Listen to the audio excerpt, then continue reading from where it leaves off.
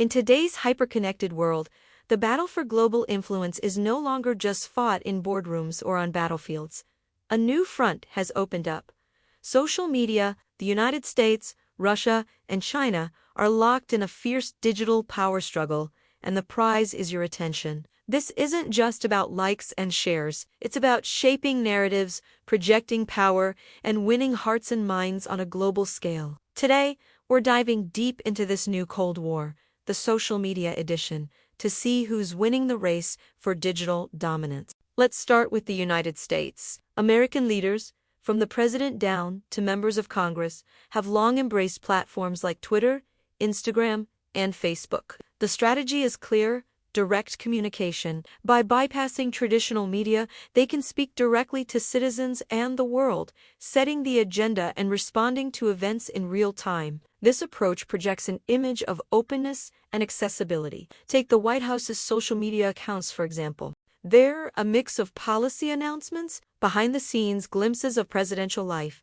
and carefully curated images that reinforce American values of freedom and democracy. It's a powerful tool for public diplomacy, designed to showcase a modern, transparent government. The follower counts are massive, running into the tens of millions, creating a vast digital megaphone that can broadcast a message to nearly every corner of the globe in an instant. Now, let's shift our focus to Russia. Russia's approach is a masterclass in strategic messaging and what many analysts call narrative warfare.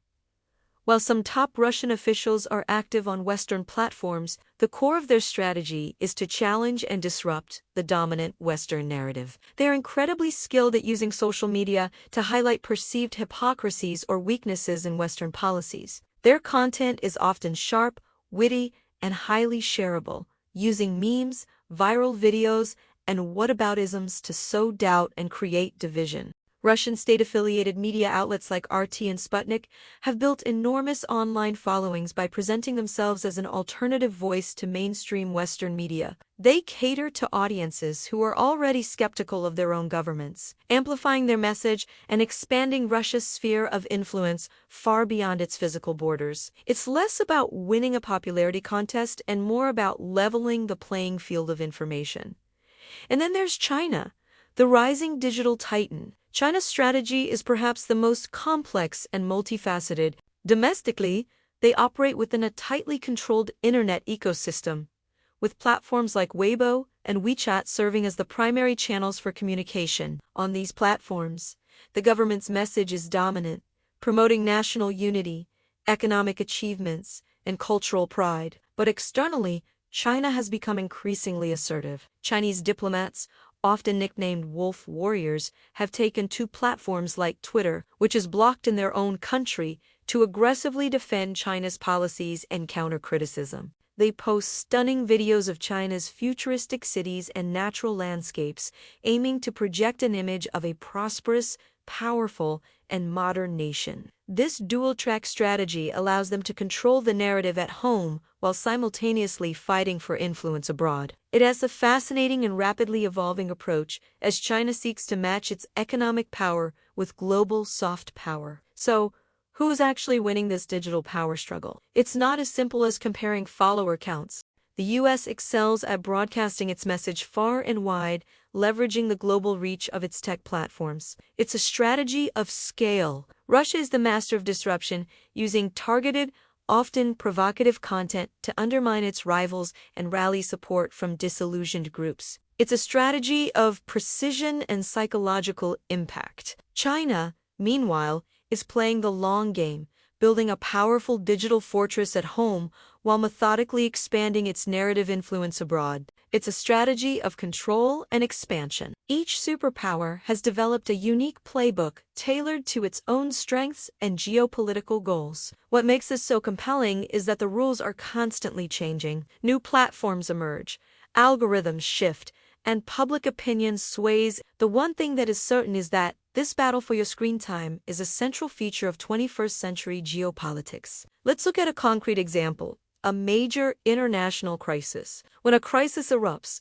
the social media accounts of these three nations spring into action. The U.S. State Department might tweet out official statements, share press briefings, and use hashtags to build an international coalition of support. It's about establishing the official record and leading the global conversation. Simultaneously, Russian diplomatic accounts might start questioning the U.S. version of events, sharing alternative theories, or highlighting historical precedents where the West's involvement led to negative outcomes. They'll use sarcasm and pointed questions to chip away at the American narrative. Meanwhile, Chinese officials might post about their country's calls for peace and dialogue, positioning China as a responsible, neutral stakeholder. They might also share content completely unrelated to the crisis, showcasing domestic harmony and progress, subtly suggesting their system is above the fray of such conflicts. All three are competing for your interpretation of reality in real time. The platforms themselves also play a huge role in this dynamic. American tech giants like Meta and Google are under constant pressure from the U.S. government to combat foreign disinformation, which often means cracking down on Russian and Chinese state-backed accounts. This leads to a constant cat-and-mouse game, where state actors devise new ways to evade detection and get their message out. At the same time, these platforms are often accused by Russia and China of being biased tools of American foreign policy. This creates a feedback loop of mistrust. China's response has been to build its own global tech giants like ByteDance, the parent company of TikTok. The rise of TikTok has introduced a whole new variable into the equation, a global platform where the underlying algorithm isn't controlled by Silicon Valley, which presents both a huge opportunity and a perceived threat to the established order. So, what does this mean for the average person scrolling through their feed? It means that we are all on the front lines of this information war. The content we see, the narratives we believe, and the opinions we form are all being influenced by this global power play. Being aware of these competing strategies is the first step toward becoming a more discerning digital citizen. It's important to question where information comes from, to understand the motivations behind a particular post, and to seek out a variety of sources. This isn't about being cynical, it's about being smart. The digital world is the new great frontier of international relations, and understanding the tactics of the major players is essential to navigating it. The race for influence is happening on our phones every single day. As we look to the future, this competition is only going to intensify. With the rise of artificial intelligence, we can expect to see even more sophisticated and personalized forms of digital diplomacy and propaganda. Deepfakes, AI-generated content, and micro-targeted messaging will make it even harder to distinguish fact from fiction.